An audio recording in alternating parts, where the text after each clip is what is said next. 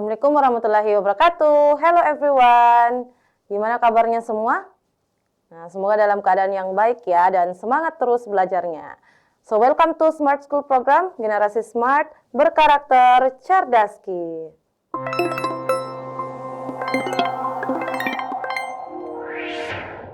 Nah, di video kali ini kita akan bahas terkait TKA Bahasa Inggris Wajib ya bersama saya Miss Afika.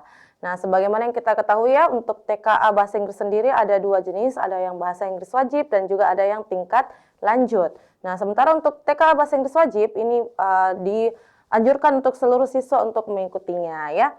Nah, di kesempatan kali ini kita akan bahas soal yang terkait TKA Bahasa Inggris Wajib. Kalau gitu langsung saja ya, kita lihat soalnya. Nah, seperti biasanya, untuk soal TKA Bahasa Inggris Wajib, ya bentuknya adalah soal bacaan ya. Nah, kalau kita lihat di sini, itu merupakan bacaan yang lumayan panjang ya, yang terdiri dari, berapa nih, ada 4 paragraf ya, dalam hal ini ada 4 paragraf, yes, 4 or 5 ya. Nah, kita bahas setiap teksnya, tapi sebelum itu, coba kita perhatikan dulu pertanyaannya ya. Nah, mari kita coba lihat pertanyaannya dulu. Nah, untuk pertanyaan nomor 1, di sini ada which of the following issues match each kategori ya. Jadi yang mana di bawah ini isu yang cocok di setiap kategorinya. Nah, kalau kita perhatikan untuk pertanyaannya sendiri, ini adalah pilihan ganda kategori ya, yang dimana setiap statementnya itu kita nanti tentukan apakah dia masuk di type of online behavior, effect on users, positive action, or core value ya. Nah, jadi ini adalah pilihan ganda kategori, oke? Nah, kemudian ada nomor 2, untuk nomor 2 ini mencari main idenya ya, atau ide pokoknya. Nah, untuk soal seperti ini, kita hanya diminta untuk menjawab yang mana jawaban antara A sampai E, yang merupakan jawaban yang tepat, oke? Nah, jadi ini model soal pilihan ganda biasa, jadi hanya memilih satu jawaban yang paling benar. Nah, kemudian untuk yang ketiga di sini ada pilihan ganda yang dimana kita diminta untuk memilih lebih dari satu jawaban ya. Nah, jadi yang mana which part of the text best support the idea that empathy makes the internet safer. Nah, kalau kita lihat di sini ada kotak-kotaknya, ada terdiri dari 5 statement. Nah, nanti kita menentukan statement mana saja sih yang mendukung ide dari kalimat yang ada di pertanyaannya. Oke? Nah, itu dia jenis pertanyaannya. Jadi untuk jenis pertanyaan di TKA yaitu tadi ada 3 ya. Ada yang bentuknya pilihan ganda kategori, ada pilihan ganda biasa, dan juga pilihan ganda yang dimana kita perlu memilih lebih dari satu jawaban. Oke? Nah, langsung saja kita kembali ke teksnya. Oke, kita bahas per paragraf ya. Nah, dari judulnya sendiri adalah Digital Empathy, the power of responsible connection. Oke, jadi empati dalam menggunakan perangkat digital ya. Nah, the power of responsible connection atau kekuatan dalam koneksi yang bertanggung jawab nih. Nah, apa sih maksudnya? Coba kita lihat di setiap paragrafnya. Oke, in today's hyper-connected world, technology allows us to reach thousands of people within seconds. Nah, jadi di dunia yang serba terhubung ini ya, nah teknologi memungkinkan kita, untuk terhubung ya, atau mencapai terhubung oleh ribuan orang-orang dalam beberapa detik. Oke. Nah, however, not all online behavior is harmless. Nah, namun tidak semua perilaku online itu tidak berbahaya. Oke, digital empathy, the ability to understand and respect others' emotions online has become one of the most essential modern skills.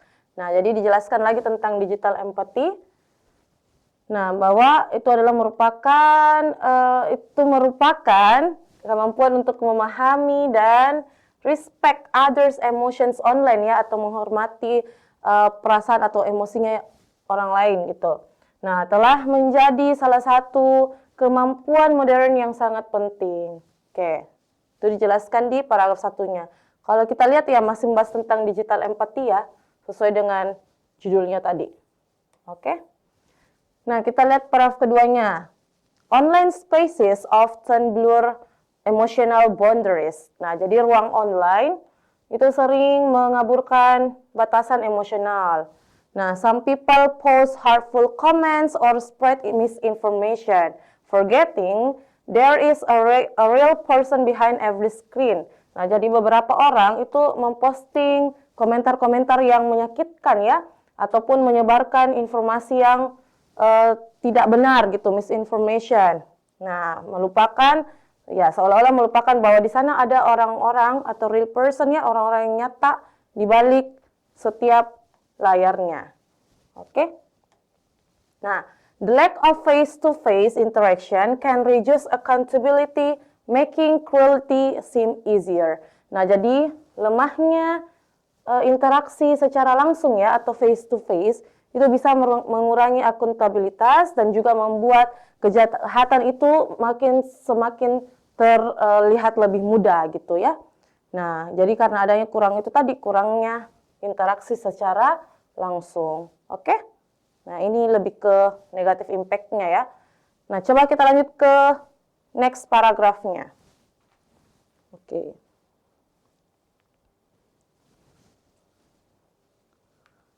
Nah, paragraf selanjutnya, yet the same platform can also amplify kindness. Nah, jadi di sini ada kata yet ya, yet di sini artinya namun. Nah, namun ada beberapa platform yang sama juga itu bisa menekankan sebuah kebaikan ya. Jadi tidak hanya tadi ke negatifnya, tapi ada juga kindness-nya atau kebaikannya. Nah, communities that promote respectful dialogues, awareness and inclusivity tend to thrive.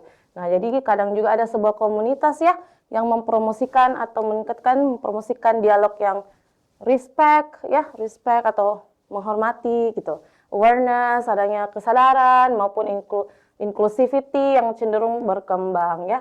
Nah, responsible users verify information and avoid harmful gossip and speak up when they witness cyberbullying. Nah, kemudian di sini di kalimat selanjutnya dijelaskan juga bahwa pengguna yang bertanggung jawab yaitu dia akan memverifikasi sebuah informasi, kemudian menghindari adanya gosip yang berbahaya ya, dan juga speak up atau berbicara, menyatakan gitu ketika terjadinya cyberbullying. Oke. Nah, jadi itu dia tadi lebih ke kindness-nya ya atau positifnya gitu. Jadi tidak hanya negatifnya tadi, tapi ada juga nih yang positifnya gitu. Jadi kalau mereka yang bertanggung jawab, responsible user atau pengguna yang bertanggung jawab, ya mereka akan menghindari itu tadi ya, menghindari adanya gosip yang berbahaya, kemudian speak up ketika adanya cyberbullying. Nah, di kalimat selanjutnya, digital empathy is not about avoiding disagreement. It's about expressing opinions with integrity and understanding. Nah, jadi digital empathy itu tidak hanya menghindari sebuah ketidaksetujuan ya, tapi juga di sini tentang mengungkapkan pendapat ya dengan integritas dan juga pemahaman. Oke, nah kemudian di akhir paragraf, oleh karena itu, ultimately empathy online shapes not only our digital reputation, but also the quality of human connection in the modern era ya. Nah, jadi oleh karena itu online empathy itu membentuk tidak hanya reputasi dari digitalnya kita, tapi juga kualitas dari hubungan manusia di era modern. Oke, nah jadi ini tentang digital empathy ya. Nah, coba kita lihat pertanyaannya. Oke, itu terkait teksnya. Coba kita lihat pertanyaannya. Nah, nomor 1 ini tadi yang terkait pilihan ganda kategori ya. Nah, kita lihat untuk statement yang A. Nah, spreading false news online. Nah, menyebarkan berita tidak benar ya secara online. Nah, gimana nih? Apakah dia termasuk type online behavior atau effect on users, positive action, or core value? Nah, jadi kalau type of online behavior itu adalah sikap, jenis dari sikap perilaku online ya. Nah, jadi sikapnya seseorang. Kemudian kalau effect on user itu dampaknya terhadap pengguna digital ini. Jadi dampaknya. Terus kalau yang positive action adalah tindakan positif ya. Nah, kemudian ada core value atau nilai-nilai inti gitu. Nah, gimana dengan spreading false news online? Apakah dia masuk di mana nih? Ini tadi sempat dijelaskan juga ya di bagian sini ya. Nah, kira-kira yang spread misinformation ini masuk kepada apa tuh? Nah, jadi tadi kan ada statementnya mengatakan some people post harmful comments or spread misinformation. Jadi beberapa orang itu memposting adanya penyebaran informasi palsu atau misinformation. Nah, berarti itu kan ada kalimat post, memposting, berarti dia lebih masuk ke perilakunya ya. Jadi di sini type of online behavior, perilakunya di mana dia menyebarkan berita palsu gitu ya. Nah, atau biasa kita kenal dengan berita hoax gitu. Oke, nah itu dia untuk statement pertama. Kita lanjut statement kedua, feeling anxious after social comparison ya. Nah, jadi merasa cemas setelah dibandingkan di media sosial gitu. Jadi ini terkait lebih ke dampaknya ya. Nah, jadi merasa cemas, anxious. Nah, jadi setelah perbandingan di sosial atau adanya perbandingan di sosial. Jadi dia membandingkan yang satu dengan yang lain, kemudian usernya ini merasa cemas akan hal tersebut. Nah, kira-kira masuk di mana nih? Nah, karena ada feeling anxious ya atau merasa cemas ya, ini jelas sekali merupakan dampaknya atau effect on users ya. Nah, dampaknya terhadap penggunanya itu sendiri. Nah, kemudian kita lihat lagi nih yang ke selanjutnya, statement yang C, reporting cyberbullying cases, melaporkan kasus cyberbullying. Nah, ini juga tadi ada ya kalimatnya di teksnya yang mengatakan speak up gitu. Nah, speak up ketika terjadi adanya cyberbullying. Nah, kira-kira dia masuk di mana tuh? Apakah type of online behavior, effect on user, positive action, or core value? Nah, ini juga jelas ya. Nah, ini masuk di positive action atau tindakan yang positif. Nah, reporting, kalau di teks tadi mengatakan speak up, itu sama ya maknanya. Oke, kemudian statement yang selanjutnya, promoting respectful communication atau promosikan atau meningkatkan ya, mempromosikan komunikasi yang respect, yang saling menghormati gitu. Nah, kira-kira dia masuk di mana? Yes, ini adalah merupakan sesuatu yang penting ya untuk dilakukan atau mempromosikan respectful communication ya, atau meningkatkan komunikasi yang respect ya, itu berarti adalah nilai-nilai yang inti yang perlu dilakukan ya. Nah, jadi untuk soal nomor 1 ini jadi untuk soal kayak gini tuh setiap statement hanya boleh checklist satu pernyataan gitu. Jadi tidak boleh 2. Oke? Nah, kalau gitu kita lanjut ke soal berikutnya. Oke, nah number 2, the text mainly discusses. Oke. Jadi kalau ada pertanyaan yang mainly kayak gini nih, sama mencari dengan main idea-nya ya. Oke, main idea atau ide pokoknya. Nah, coba kita baca dulu opsinya saja ya. Nah, untuk opsi A, how to become popular online. Bagaimana cara menjadi populer di media online. Apakah tadi teksnya tentang hal tersebut? Gimana tuh? Nah, atau B, how to maintain empathy and responsibility in digital spaces. Gimana cara menjaga empati dan juga tanggung jawab dalam ruang digital ya. Nah, gimana, apakah bisa dijadikan main idea-nya untuk opsi B? Atau C, how to avoid technology completely. Gimana cara menghindari, jadi avoid itu menghindari ya. Menghindari teknologi secara penuh. Nah, saya rasa untuk opsi C ini masih kurang tepat ya. Kenapa kita harus menghindarinya? Nah, ini tidak. Oke. Terus kalau D, why people should not use social media. Kenapa orang-orang sebaiknya tidak menggunakan sosial media? Nah, ini apakah penjelasannya tentang ini? Apakah orang-orang tidak perlu menggunakan sosial media? Kan tidak juga ya. Nah, tapi tadi ada kalimatnya perlu mengetahui batasan. Oke? Jadi bukan berarti untuk tidak menggunakannya. Nah, untuk opsi E, how to win arguments on the internet. Gimana cara memenangkan argumen pada internet. Nah, gimana cara memenangkan argumen? Tidak juga ya. Ini juga masih kurang tepat. Nah, jadi untuk soal nomor 2, saya rasa jelas sekali di sini juga. Jawabannya adalah B ya. Jadi gimana tadi cara menjaga empati dan juga responsibility, rasa tanggung jawab dalam ruang digital. Oke? Nah, kita lanjut ke soal selanjutnya. Nah, untuk teks ini ada 3 nomor ya. Jadi biasanya setiap teks itu ada yang terdiri dari 3 nomor, ada 5 nomor gitu. Oke, nah kita lanjut ke soal terakhir. Which parts of the text best support the idea that empathy makes the internet safer? Nah, jadi yang mana di bawah ini yang mendukung ide ya? Mendukung ide dari statement ini. Empati membuat internet menjadi lebih aman ya. Jadi rasa empati itu membuat internet menjadi lebih aman. Nah, yang mana? Coba kita lihat dulu. Di sini untuk soal kayak gini tuh lebih dari satu jawabannya ya.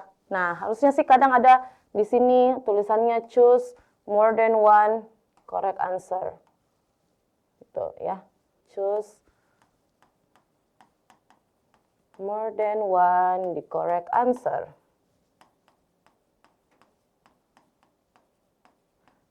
Nah, jadi kalau ada kayak kalimat kayak gini, kita memilih lebih dari satu jawabannya. Nah, coba kita lihat statementnya. Statement yang pertama, verifying fact before posting. Jadi memverifikasi sebuah fakta sebelum mempostingnya. Apakah itu termasuk tindakan empati yang membuat internet lebih aman? Gimana? Jadi memverifikasi fakta dulu sebelum memposting. Saya rasa iya ya. Nah, ini masuk nih. Jadi kita verifikasi dulu apakah memang itu betul atau tidak gitu sebelum mempostingnya. Ya kalau tidak jangan diposting gitu, itu sama saja kita menyebarkan berita palsu ya. Nah, kemudian yang selanjutnya respectful dialogues and awareness ya. Respect terhadap dialog dan juga awareness. Nah, adanya tingkat kesadaran gitu ya. Nah, gimana nih respect terhadap dialog? Ya, saya rasa itu juga merupakan empati ya yang membuat internet lebih aman. Jadi ini juga masuk ya. Nah, terus statement yang ketiga, mocking others to get attention. Wow, mocking itu artinya mengejek ya. Nah, mengejek orang lain gitu untuk mendapatkan perhatian. Wow, saya rasa ini bukanlah sebuah tindakan yang sebaiknya dilakukan ya. Nah, justru tidak membuat internet menjadi lebih aman ketika orang lain saling mengejek gitu. Nah, kemudian statement selanjutnya, avoiding every conflict online. Nah, jadi hindari setiap konflik gitu, online konflik ya, menghindari adanya konflik. Nah, gimana? Saya rasa ini juga masuk ya. Nah, tidak sebaiknya melakukan kita tidak sebaiknya berkonflik gitu dalam media online.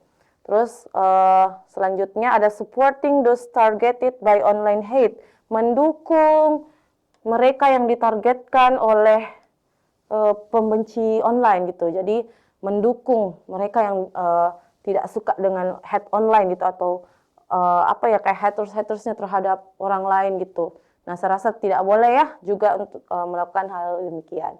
Nah, jadi untuk soal nomor 3 ini bisa kita lihat mengejek ya. Sorry.